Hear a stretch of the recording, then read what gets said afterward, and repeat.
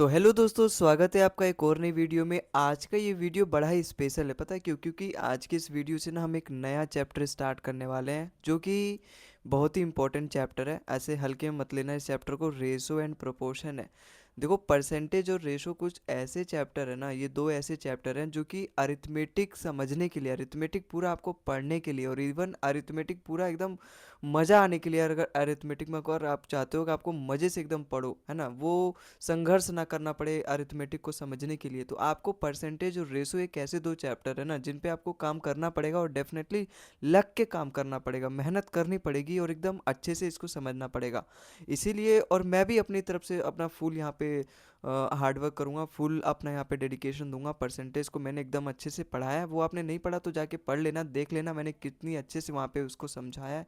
और उसी अच्छे से, उसी डेडिकेशन लेवल से हम इस वाले चैप्टर को भी करने वाले हैं। एक भी टाइप नहीं छोड़ेंगे।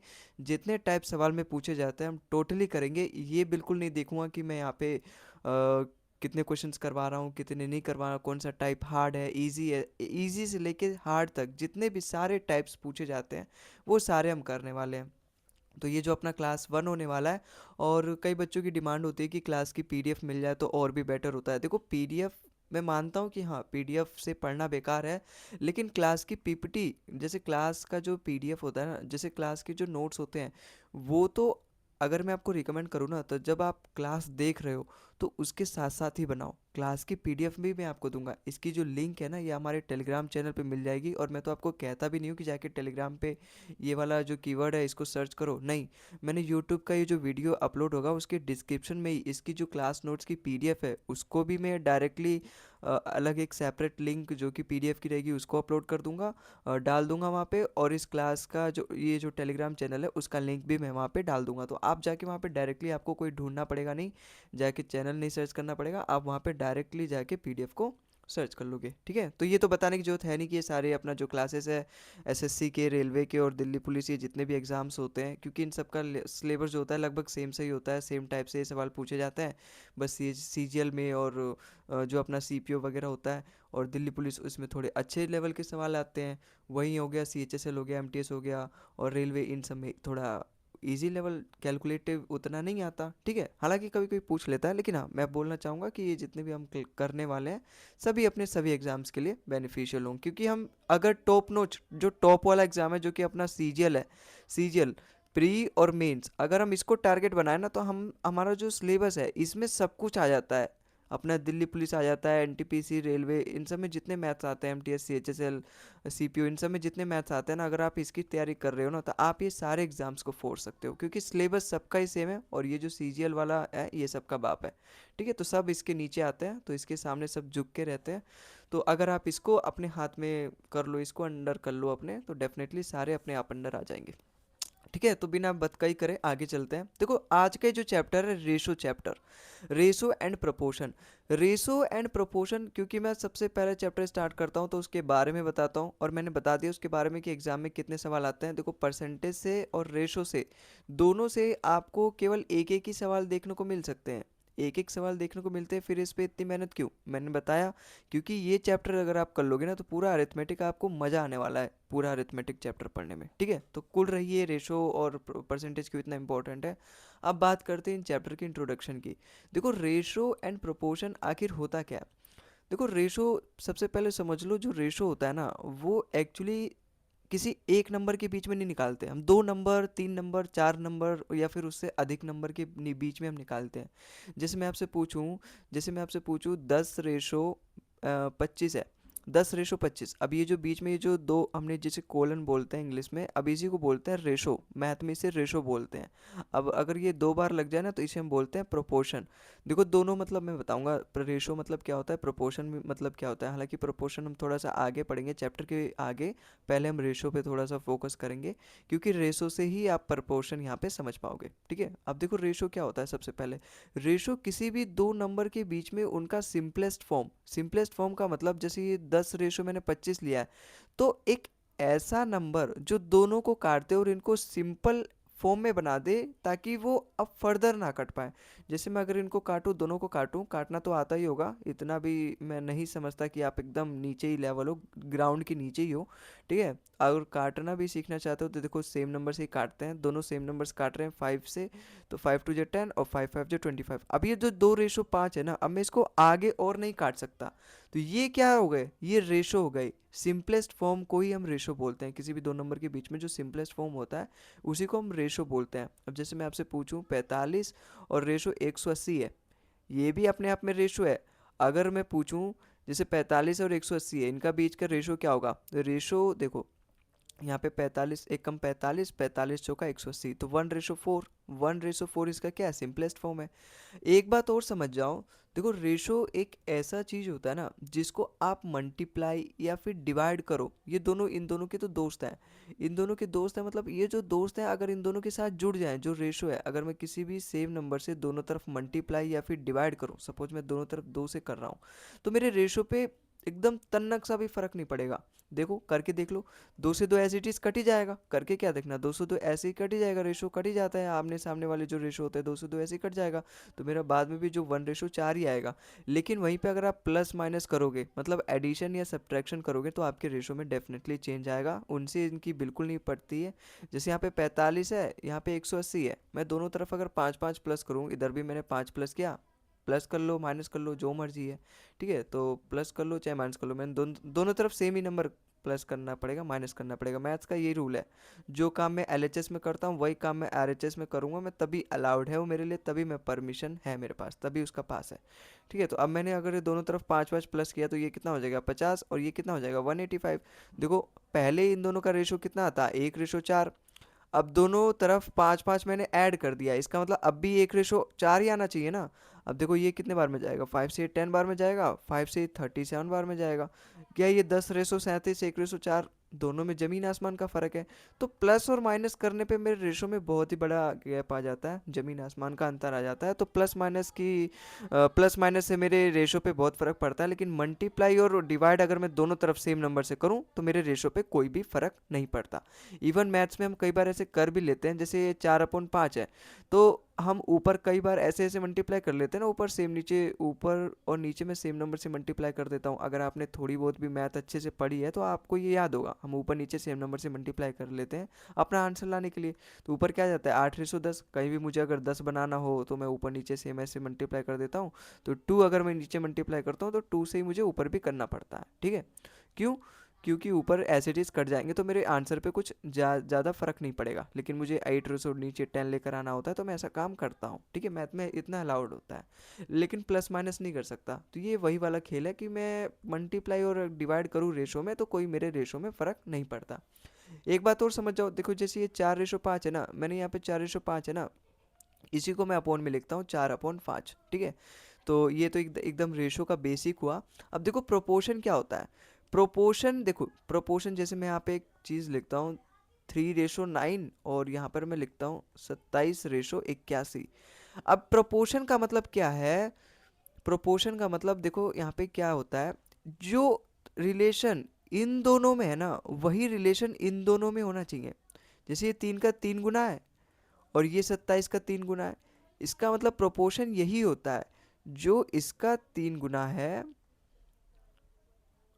वो ये जो ये अभी रुको, ये जो 81 है ना, ये भी 27 का 3 ही गुना है। अब एक बात और ऐसे भी कर सकते हो, देखो प्रोपोर्शन का मतलब क्या होता है, जो रिलेशन इन दोनों में है वही रिलेशन यहाँ पर भी होना चाहिए, या फिर एक और होता है, एक और तरीके से आप पहचान सकते हो, इन दोनों का जो मल्टीप्लिकेशन होता है वो इन दोनों के मल्टीप्लाई के बराबर आएगा। जैसे मैं यहाँ पे 9 × 27 करूँ, तो ये जो अपना बराबर आना चाहिए 81 × 3 बार में। अब करो इसका इससे अगर मैं मल्टीप्लाई करूँ तो कितना आएगा, 180 और 27, तो कितना आएगा 9 × 63, तो कितना आएगा 243। और यहाँ पर भी आप मल्टीप्लाई करोगे 81 3 × 243, देखो दोनों तरफ बराबर आ रहा है। अगर मैं इसको ए मानूँ, इसको बी मानूँ, इसको सी मानूँ, इसको डी मानूँ, तो इसका मतलब मेरा जो ए डी होगा वो बी सी के बराबर होगा। ए डी मतलब ए गुना D is equal to B C के बराबर होगा, तभी मेरा वो जो प्रोपोर्शन है वो एक्चुअली में प्रोपोर्शन कहलाएगा। तो ये तो रहा हमारा रेशो और प्रोपोर्शन का कहानी, ठीक है। और ये पूरी जो भी मैं यहाँ पे आपको बेसिक समझा रहा हूँ, ये पीडीएफ के फॉर्म में आपको मिल जाएगी, लिंक मैं डिस्क्रिप्शन में दे दूंगा, तो आप जाके बाद में इससे भी नोट्स बना सकते हो। हालांकि मैं बोलूँगा कि आप साथ में चलते चलते नोट्स बनाओ, इतना भी मैं फास्ट नहीं बोलता हूँ, ठीक है। और जितना मैं फास्ट बोल रहा हूँ ना, डेफिनेटली आप इतना स्पीड पे अपने समझने की एक हैबिट बना लो, वरना आप डेफिनेटली समय से बहुत पीछे हो। समय के साथ चलो, दुनिया के साथ चलो, वरना बहुत पीछे रह जाओगे। महंगाई भी इससे ज़्यादा ही तेज़ी से बढ़ रही है, ठीक है। अब हम चलते हैं अगले कंसेप्ट पे। देखो अगला कंसेप्ट क्या है, धीरे धीरे मैं चैप्टर पे अंत तक जाऊंगा। अब धीरे धीरे चैप्टर के अंत तक पहुंचने के लिए मुझे चैप्टर के बीच में घुसना पड़ेगा, और चैप्टर के बीच में क्या मिलेगा, मुझे रेशो मिलेगा, प्रोपोर्शन मिलेगा। तो सबसे पहले हम जानते हैं रेशो के बारे में थोड़ा सा और डीप में। रेशो के बारे में जानने से पहले, रेशो के क्वेश्चन सॉल्व करने से पहले मुझे रेशो से एकदम अपनी जान पहचान बढ़ानी पड़ेगी। और जान पहचान बढ़ाने के लिए मुझे यहाँ पे कितने कैरेक्टर्स हैं, है ना, उन सभी से यहाँ पे मिलना जुलना पड़ेगा, हाथ तो मिलाना पड़ेगा अपने दोस्तों से, जैसे हैंड शेक करते हो वैसे यहाँ पे। तो यहाँ पे कुछ ऐसे चेहरे में दिखाऊंगा आपको रेशो के, जिससे आपको पहचान बनानी है अपनी। जैसे मैं पहला चेहरा दिखाऊं, या फिर मैं ऐसे भी बोल सकता हूँ रेशो के फॉर्म कितने फॉर्म के होते हैं, किस तरीके से आपको रेशो दिख सकते हैं। कई बार उनका भयानक रूप भी होता है, कई बार एकदम सिंपल और साधारण सा रूप भी होता है। जैसे मैं बिल्कुल साधारण रूप से स्टार्ट करूं, तो मैं डेसिमल से स्टार्ट करता हूं। जैसे मुझे रेशो लेना है 3.5 रेशो, ठीक है। आप मैं यहाँ पे रेशो दूंगा, एग्जाम्पल उनका दूंगा, और आपको सॉल्व करना है। मैंने यहाँ पे रेशो लिया 3.5 और यहाँ पे 2.5। अब आपको बस इसको सिंपलेस्ट फॉर्म में कन्वर्ट करना है। अपनी कॉपी और पेन तैयार कर लो, और मैं अब आपको यहाँ पे इस तरीके से क्वेश्चन दूंगा, आपको सॉल्व करना है बस, ठीक है। तो यहाँ पे 3.5 रेशो 2.5 के बीच में, 2.45 के बीच में मुझे अपना सिंपलेस्ट फॉर्म फाइंड करना है। तो देखो यहाँ पर भी डेसिमल के बाद 2 है, यहाँ पर भी डेसिमल, ये बिल्कुल सिंपलेस्ट वे है।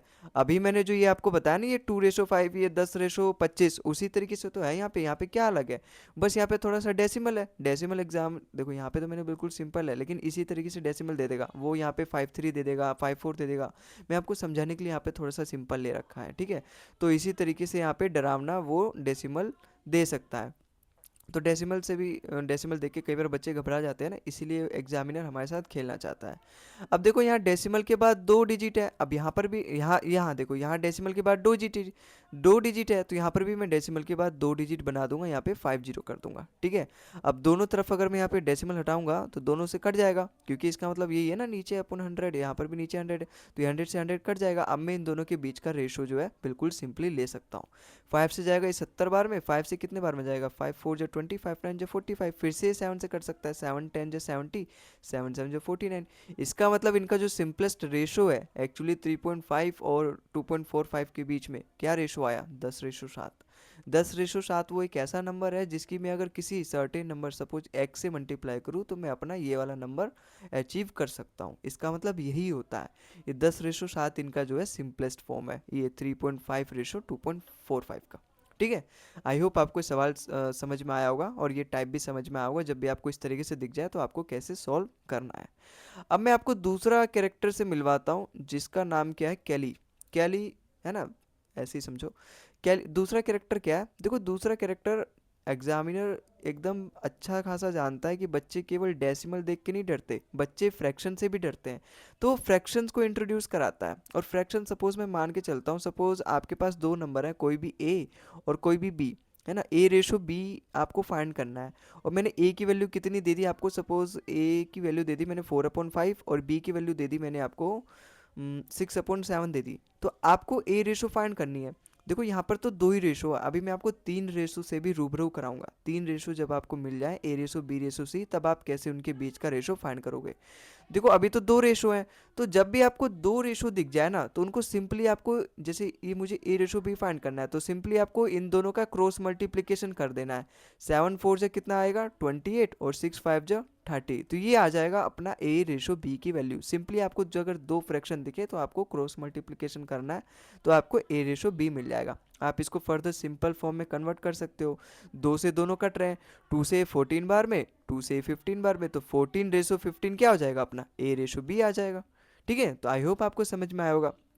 अब यही अब यहाँ पे तो 2 रेशो थे, अब मैं आपको 3 रेशो दे रहा हूँ। सपोज यहाँ पे 3 रेशो जब मैं दे रहा हूँ, है ना, ये अपना तीसरा कैरेक्टर है, A/B/C है।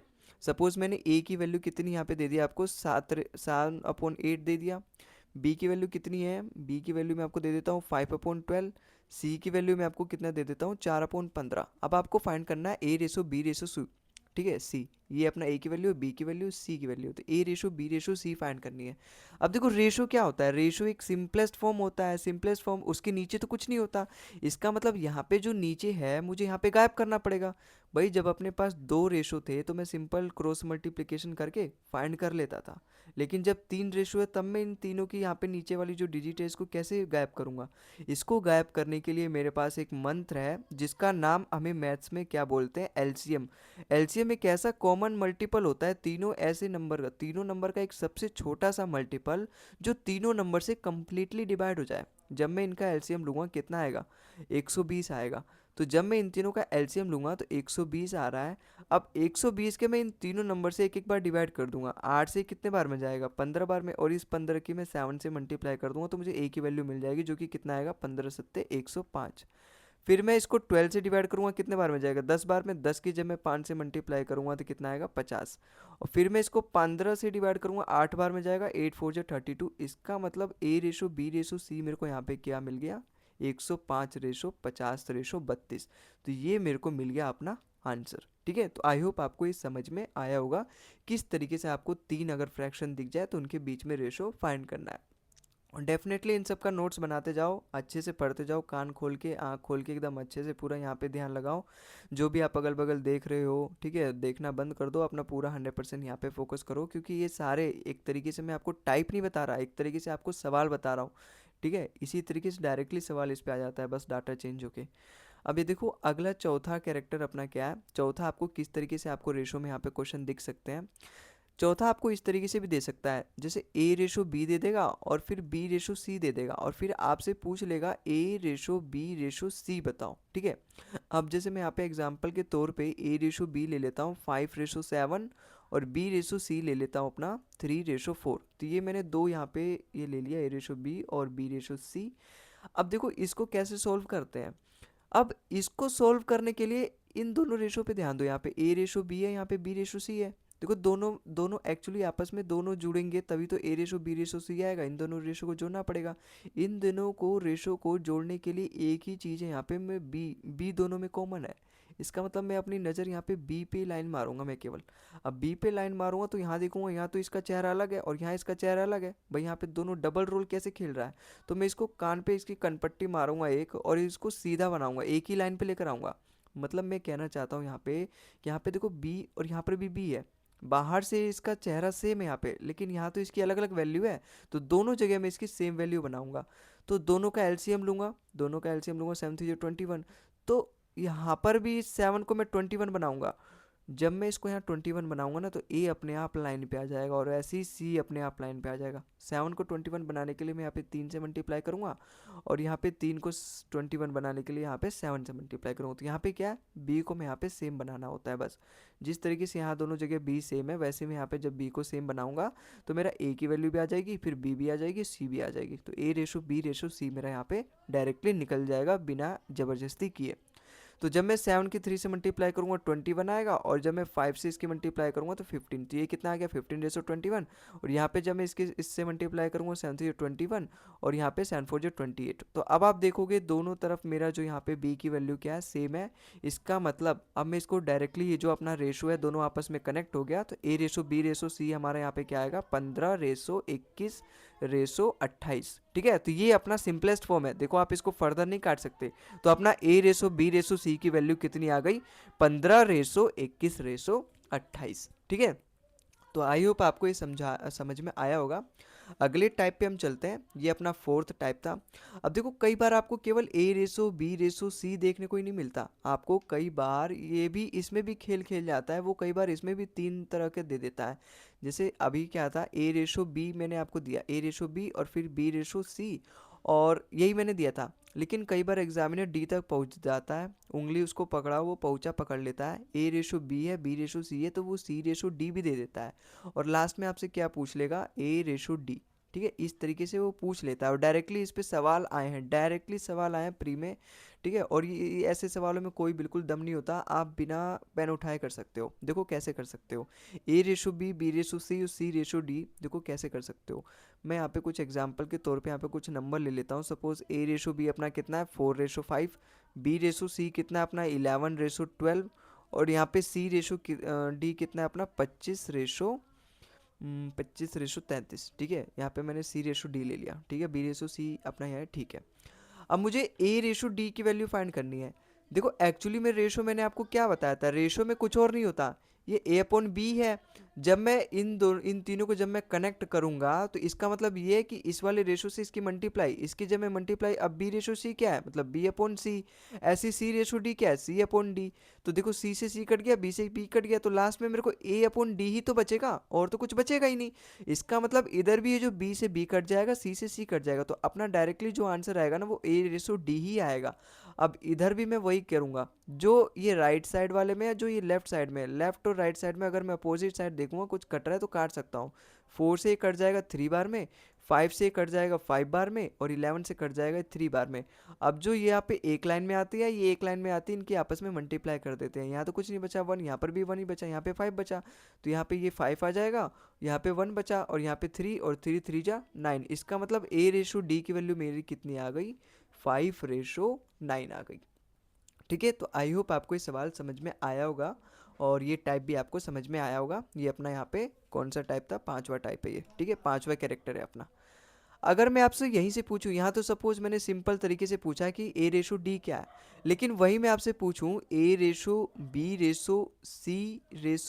क्या होगा। देखो एक तरीका और है, इस वाले सवाल को आप एक तरीके से और बना सकते हो।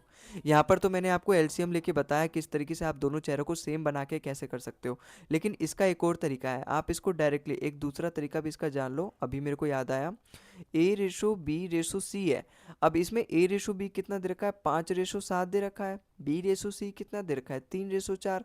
तो आप इसको ऐसे भी कर सकते हो, जो कि बेस्ट मेथड है, और मैं आपको यही रिकमेंड करूंगा। ये सबसे ईजीएस्ट है और सबसे कम समय में इसमें आप अपने आंसर तक पहुंच पाओगे।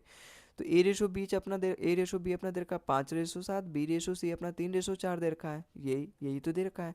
अब देखो जब भी इस तरीके से दिए रखे हैं तो आपको ये तिरछा मल्टीप्लाई कर देना है, 7 4 28, इसकी इससे कर देना, इसकी इससे कर देना। तो A आ जाएगा अपना 5 3 15, B आ जाएगा 7 3 21, और यहाँ पे C आ जाएगा 7 4 28। तो देखो A/B यहाँ पर भी यही सेम आया था, यहाँ पर भी यही सेम आया था। तो ये रहा अपना दूसरा तरीका, ये रहा अपना पहला तरीका। ठीक है, तो आई होप आपको समझ में आया होगा दूसरा तरीका भी। अब देखो यहाँ पे तो हमने A/D अपना सिंपली आ गया, लेकिन क्या हो जब मैं आपसे पूछूं A/B/C/D, तो यहाँ पर आप वैसे नहीं कर पाओगे कि 4/5 अपना A/B के बीच में दे रखा है, B/C अपना सपोज 11/12 दे रखा है, और C/D अपना यहाँ पे कितना दे रखा था 25/33 दे रखा था। तो अब आप यहाँ पे इस तरीके से इससे मल्टीप्लाई नहीं कर पाओगे। इससे मल्टीप्लाई करने के लिए आपको चाहिए तेज दिमाग, लेकिन अभी आप बिगनर हो, अभी तो हमारी स्टार्टिंग की क्लास है, तो मैं आपको समझाता हूँ एकदम बेसिक से।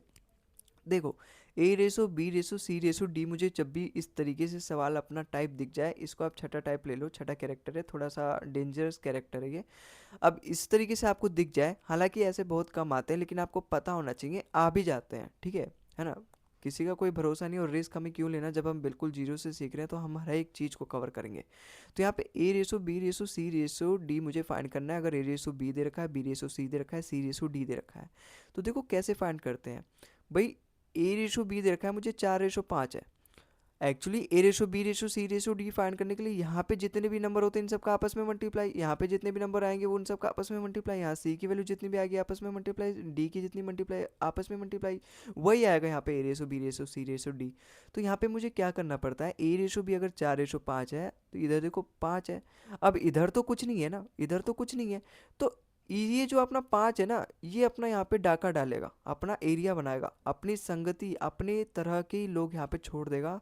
5 यहाँ पर भी आ जाएगा, 5 यहाँ पर भी आ जाएगा। अब जो 11 है उसके बगल में तो कुछ नहीं है, तो 11 अपनी तरह यहाँ पर भी एक और यहाँ पे 11 लेकर आ जाएगा, और 12 इधर भी एक 12 यहाँ पे एज इट इज़ इसकी तरह ही, मतलब जो जिसकी तरफ है उसकी तरफ ही उसका वैसा ही नंबर लिख दो। जैसे इसकी तरफ 25 ही है केवल, अगर उधर होता तो 33 लिखता जगह खाली, लेकिन इसकी 25 की तरफ जगह खाली है, तो यहाँ पे सिंपली आप 25 लिख दो, यहाँ पे 25 लिख दो। अब आप जब भी इन तीनों की मल्टीप्लाई करोगे तो मुझे A/B/C/D अपना यहाँ पे मिल जाएगा। ठीक है, अगर मैं आपसे आपसे पूछूं, यहाँ पर भी ए रेशो डी हमारा 5:9 ही आना चाहिए। देखो एक बार और वेरीफाई कर लो, क्योंकि हमने यहाँ पे सेम डाटा लिया है। क्योंकि ए रेशो बी यहाँ पर भी 4:5 था, यहाँ पर भी 4:5 है। बी रेशो सी यहाँ पर भी 11:12, 11:12। सी रेशो डी यहाँ पर भी 25:33 ही है। तो यहाँ पर भी ए रेशो डी जो है वो मेरा 5:9 ही आना चाहिए।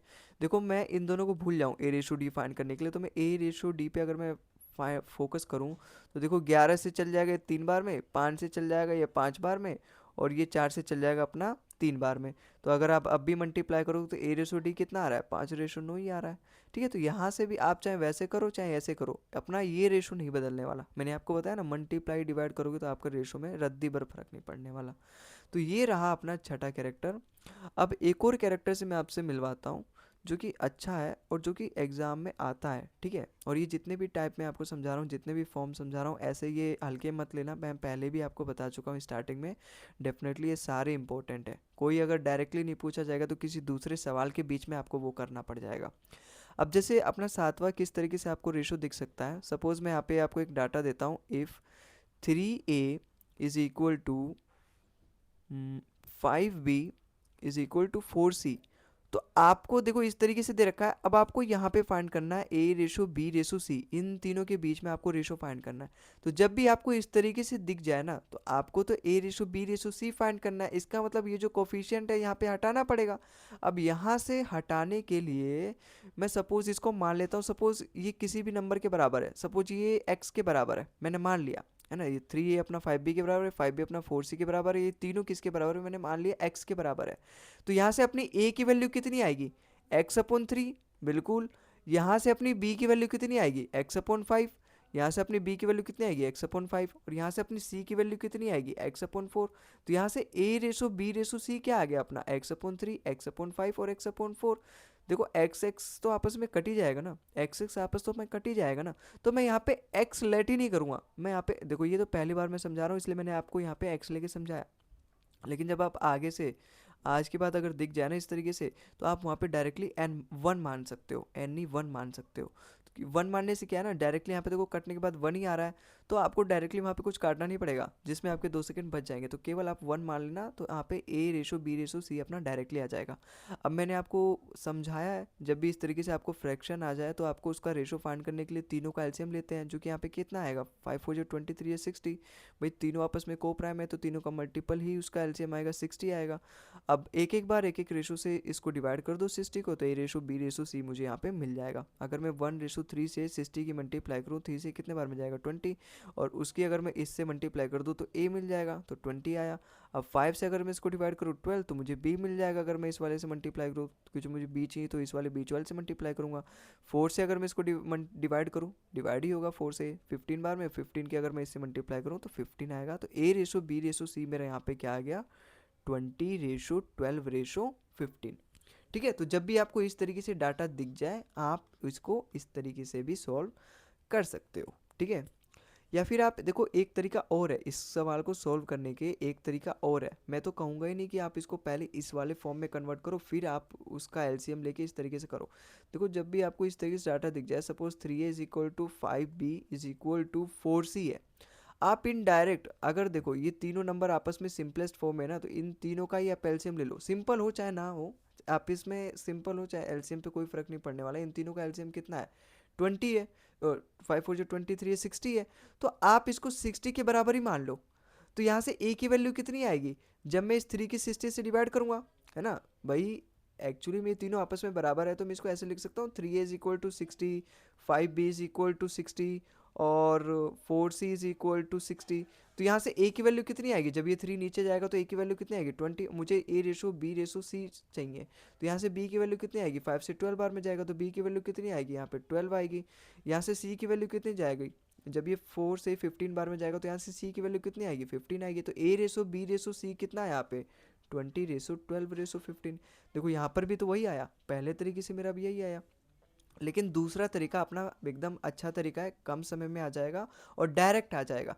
लेकिन देखो मैंने आपको पहले क्यों बताई ये बेसिक तरीका ऐसा है ना, बेसिक तरीका आपको पता होना चाहिए सबसे पहले। आखिर वो आया कहाँ, जो अपना एडवांस तरीका होता है, जो शॉर्टकट तरीका होता है, वो कुछ और नहीं, बेसिक वाले से ही निकल के आता है। बस उसमें कुछ बीच के स्टेप्स को हम गायब कर देते हैं, वही हमारा शॉर्टकट बन जाता है। ठीक है, तो आई होप समझ में आया होगा, और आज के लिए मैं बस इतना ही कहूँगा। ठीक है, तो आज के लिए बस इतना ही। अगली वीडियो में हम और भी कंसेप्ट इस पे सीखेंगे, 4-5 मुझे और भी कंसेप्ट बताना है, और फिर उसके बाद हम क्वेश्चंस भी करेंगे। और डेफिनेटली आप बिल्कुल बेफिक्र इस सीरीज़ को फॉलो कर सकते हो, है ना। मैं बिल्कुल कुछ नहीं छोड़ने वाला, आप एक बार विश्वास करके देखो एंड डेफिनेटली आपको फ़ायदा मिलेगा। और मिलते हैं अगले वीडियो में, है ना। तो अगर आपको इस क्लास की पीडीएफ चाहिए तो उसका लिंक मैंने डिस्क्रिप्शन में दे दिया, वहाँ पे जाके डाउनलोड कर सकते हो और एक बार अपनी रिवाइज कर सकते हो, नोट्स यहाँ से भी बना सकते हो। ठीक है, तो मिलते हैं अगले वीडियो में। तब तक के लिए आप खुश रहिए और अपनी कंसिस्टेंसी से अपनी तैयारी जारी रखिए और कंसिस्टेंसी बनाए रखिए, और साथ में अपने हेल्थ का ध्यान रखिए। ठीक है, मिलते हैं अगले वीडियो में। तब तक के लिए tata, bye bye, and thank you for watching the video. Do you, if you like the video, then like, share and subscribe the video.